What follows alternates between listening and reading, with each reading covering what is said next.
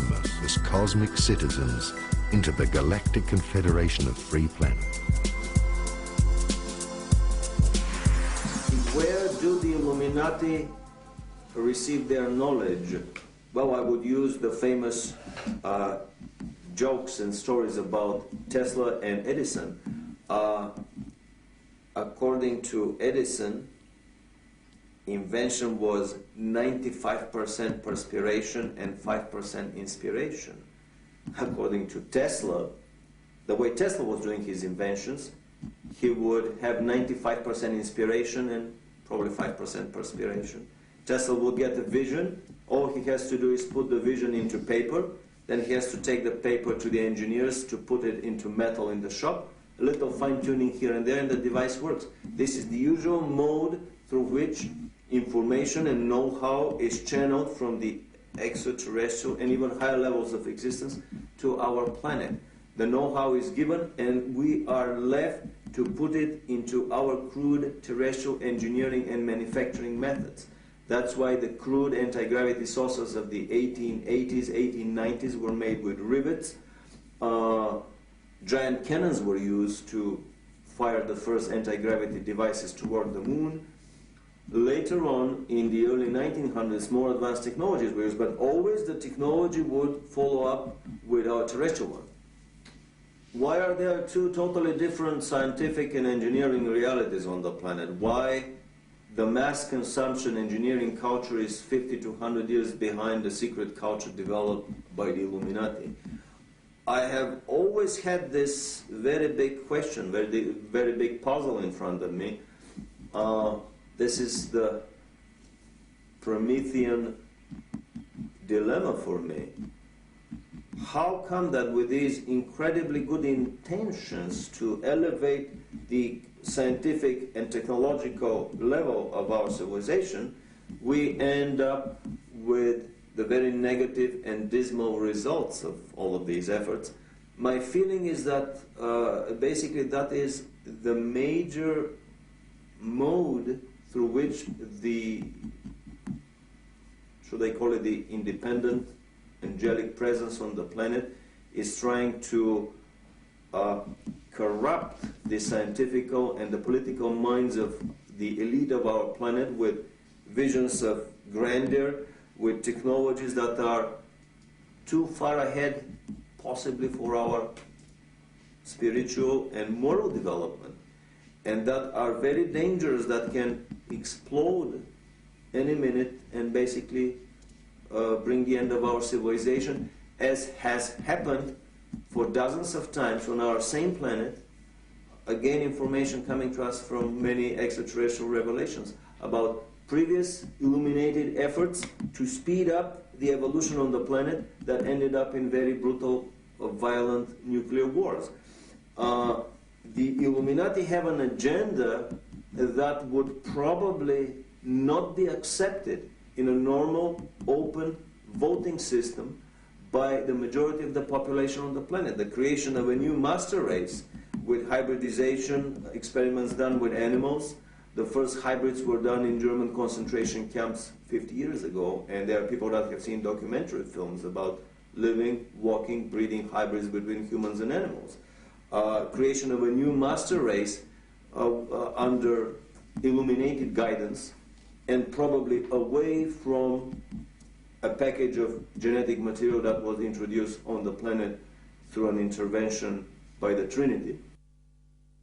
The dark as well as the light power serves only one master, who is the creator of all that is, and whose goal is to create the superhuman. The final goal of human reincarnation is to create a human being who has experienced all imaginable positive and negative experiences, and therefore is able to develop beyond any judgment into the humanly incarnated image of God. A human being who has become God has lived through the completed range of the cosmic keyboard from the lowest to the highest note.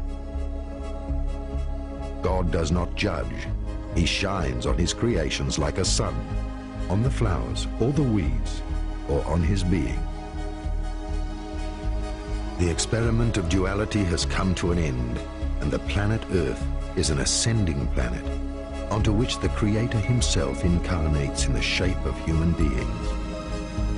The return of the ascended brotherhood from Lemuria and Atlantis is the return of the 144,000 masters of light, the cosmic monads. They are incarnated as human beings, united, and together they will represent the white pyramid, God's eye, who sees everything, the presence of the Almighty on earth. They are the open witnesses who have all described from a different perspective the process of ascension, since they have already lived through it before. We're moving from the little heart into a whole new state of beingness called the one heart. We moved from using the physical eyes, and as we awakened, then of course we activated our third eye, then those three eyes triangulated, and now we're discovering a whole new level of seeing, which is called the one eye. And it's an alignment with the all-seeing eye. Now on the planet itself, we're noticing a huge shift over as well. Duality is playing out its final dance. We're in the times of completion. So we'll notice that a great falling and dissolving, which you can see in all the world governments, in all the established religions, in the treatment of the environment. It's one of those things, a good way of describing this time is saying it was the best of times and it was the worst of times.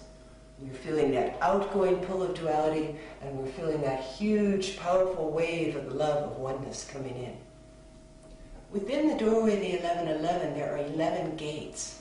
These gates could be seen as frequency bands of energy. They are stepping up stations to higher levels of consciousness, very similar to locks in a canal. When you travel through a canal and you get to a lock, and then you stay in there while it fills up to water, and then it takes you and you travel on the next higher level. During the next, this 20-year period that the doorway of the 1111 is open, we are given the opportunity, each one on this planet who chooses oneness is given the opportunity to travel through these 11 different frequency bands of energy. This is also this unified presence we refer to as the bird star, us as one, the one that passes through the door. Now, this is the opportunity we've been waiting for eons for in mass ascension. How big it actually turns out to be depends on you. How many choose to make this journey? For those of us who are now anchoring our beings and living our lives in oneness, we're finding that we're living in a new world, that everything is different, that you see everything with totally different eyes. Nothing is the same as it was before. And it is only when a certain critical mass number of us around the planet leave duality behind and stop feeding that illusion of separation and start actually living our entire lives in oneness that we can start fulfilling our higher purpose, the new level of our missions upon the earth, such as the establishment of islands of light, which many of us have had these long-standing yearnings to live in communities, highly calibrated beings living together in conscious oneness. Another thing that's going to be happening for those who are standing and living their lives in oneness are those true love relationships. These are not the old karmic relationships that we've all had our fill of on this planet, but these are those ones of true equality of two beings not only working together as one being, but realizing that they are both derivations of one being and stepping into that vaster oneness. These 144,000 masters are under the command of the great mystery of the unspeakable, which is Christ in his highest personification, also called Maitreya, the Buddha of the synthesis, or Krishna. He entered a world of darkness 2,000 years ago in order to become a mortal human being himself. There are many names for the one spirit of the earth. God himself, through his Son, who became human on the lowest plane, was the planetary Logos, the earth's soul out of which emerged all heavens and dimensions, all demigods and all worlds of polarity.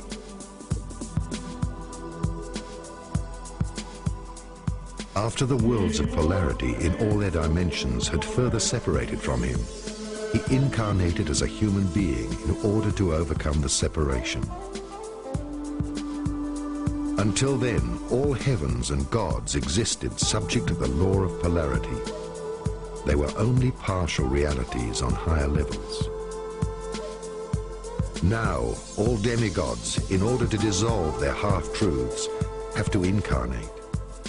The age of masters and gurus comes to an end, because in the future, every human being will reach his own mastery with the help of his higher self. Now, the masters of wisdom are following him in order to achieve their completion, thus embodying the cosmic law of the inner order in flesh and blood. The normal process of becoming a human being, with all its highs and lows, is the greatest mastery, the highest of all virtues. It is the union of compassion, unconditional love, and wisdom. The perfected masters live as ordinary human beings within society and will live as brothers. None of these ascended masters will ever claim again to be master or teacher. They will only describe the process of ascension. They will not distribute new concepts of enlightenment, because the highest wisdom is to honor life as it is, as an expression of divine being. Nothing has to be achieved. Enlightenment is the natural foundation of life, which grows daily through experience and learning. It is the knowledge that we are increasingly realizing who we really are.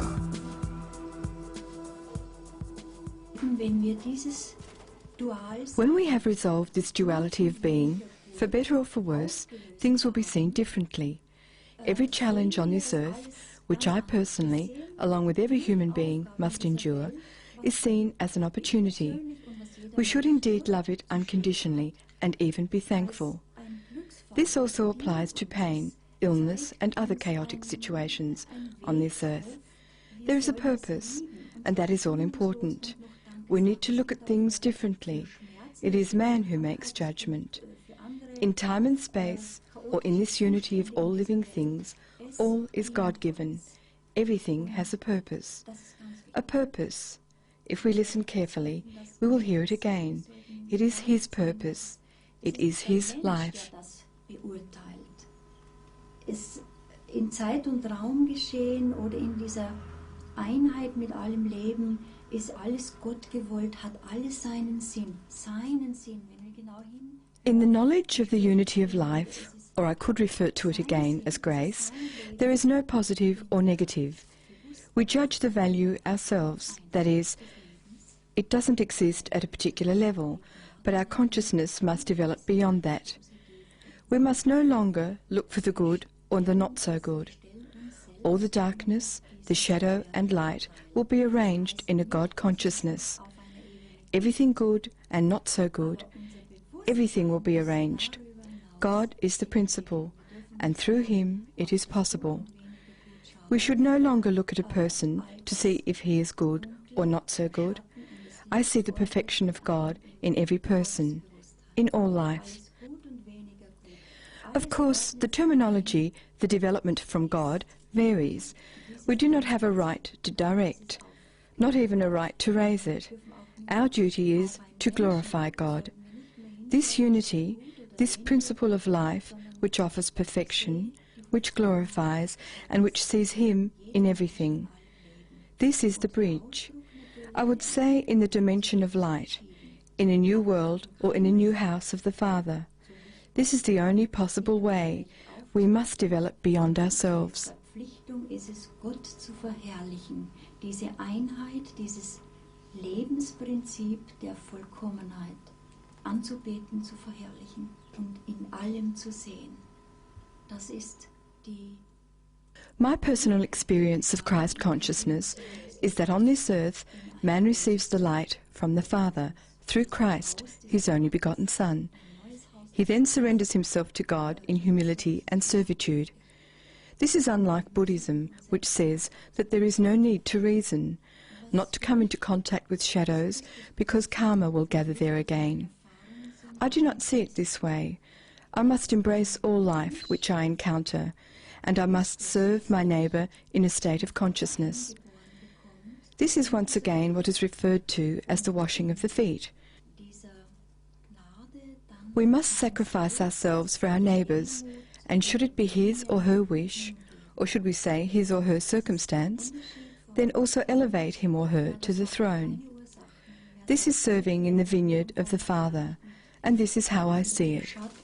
Weil sich da wieder Karma aufbaut, so sehe ich das nicht. Also das betrifft jetzt nur mich selber. Ich muss alles Leben annehmen, was auf mich zukommt, und nach dem Bewusstseinszustand des Nächsten